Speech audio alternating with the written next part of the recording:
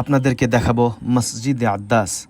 রসুল্লাহ সাল্লাল্লাহু আলাইহি ওয়াসাল্লাম যখন ইসলামের দাওয়াতের উদ্দেশ্যে তায়েফ নগরীতে গিয়েছিলেন, তখন তায়েফবাসী ওনার দাওয়াত তো গ্রহণ করলই না, উল্টো এলাকার দুষ্ট ছেলেদেরকে লেলিয়ে দিল। তারা নবীজিকে পাথর নিক্ষেপ করে রক্তাক্ত করে ফেলল। রক্তাক্ত অবস্থায় বিশ্বনবী আঙ্গুরের বাগানের নিকট এসে বসে পড়লেন। যে বাগানের মালিক ছিল উতবা এবং সাইবা, তাদের গোলাম ছিল আদ্দাস, যে বাগানটি দেখাশোনা করত। আদ্দাস উতবা এবং সাইবার নির্দেশে নবীজিকে কিছু আঙ্গুর খেতে দিল। বিশ্বনবী সাল্লাল্লাহু আলাইহি সাল্লাম বিসমিল্লাহ বলে খাওয়া শুরু করলেন। আদ্দাস বলে উঠল, আপনি যে দোয়াটি পড়লেন এ শহরে আমি আর কারো মুখে বলতে শুনিনি। রসুল্লাহ বললেন, তোমার বাড়ি কোথায়? আদ্দাস জবাব দিল, আমার বাড়ি হচ্ছে নেনোয়াতে। বিশ্বনবী বললেন, কোন নেনোয়া? যে নেনোয়ায় আমার ভাই ইউনূস আলাইহিস সালাম নবী হিসেবে এসেছিলেন।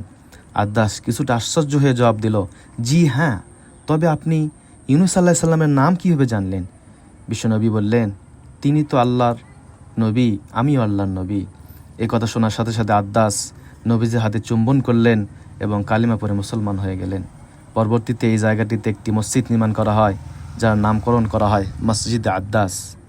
এই মসজিদের আশেপাশে স্থানীয় কিছু ব্যবসায়ীদের ছোট ছোট বাটিতে করে 5 রিয়াল দরে আঙ্গুর সহ বিভিন্ন রকমের ফল বিক্রি করতে দেখা যায়, যা আপনারা ভিডিওর মধ্যে দেখতে পাচ্ছেন।